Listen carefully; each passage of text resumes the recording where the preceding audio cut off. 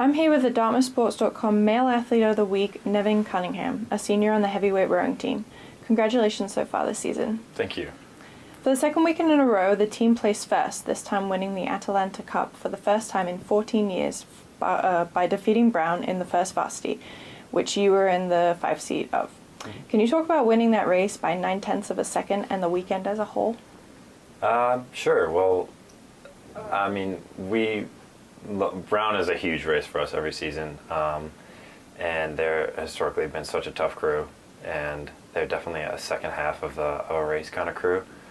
And so we had a pretty strong start, and we're leading, and just throughout the course of the race, they kept on creeping back inch by inch, and there was a definitive point in that race where, all 9 of us, decided, like, there's no way we're letting this happen for another year, and just stepped on it and held them off by 9/10 of a second. So I thought that moment is pretty definitive of our whole season, where we try and push out with an intensity and get things going, and then right when we really start to fade, it's just another shot of getting right back after it and closing out a race and the season, hopefully. Your last 2 years you rowed in the second or third varsity. How has the transition to the first varsity been this season?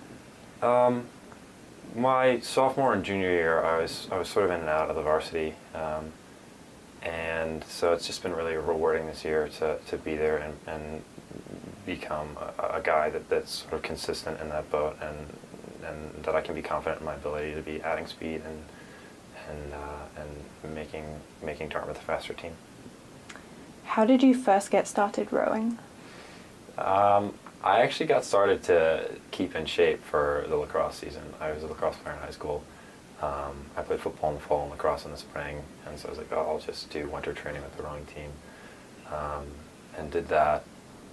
And I had a lot of fun. I got along really well with the guys, and after doing it for a year, I worked out that it was I loved doing it, and I had a shot at really being competitive at the Division I level, so I decided to stick with that over the 3 sports.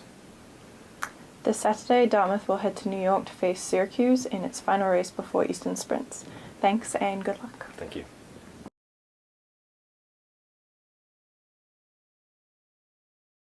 I'm here with the DartmouthSports.com Female Athlete of the Week, Kristina Mathis, a junior on the women's tennis team. Congratulations to you and the team on a great regular season finale last weekend. Thank you. Over the weekend, Dartmouth claimed a share of the Ivy League title and the league's NCAA automatic bid by defeating Penn and Princeton. You won both singles and doubles matches that weekend and clinched the win over the Tigers. Talk about the weekend and that final point. Well, it was obviously such a great weekend and a great effort by the team. And these last 4 matches, I think, against Columbia, Cornell, Princeton, and Penn, we just played to the best of our abilities, and we weren't really expecting an Ivy League title. We just played 100% each match, and I think it really just paid off in the end for us, and it was a great end to our season, obviously. You and Taylor Ing have played doubles together for almost the entirety of your 3 years here. Talk about your partnership.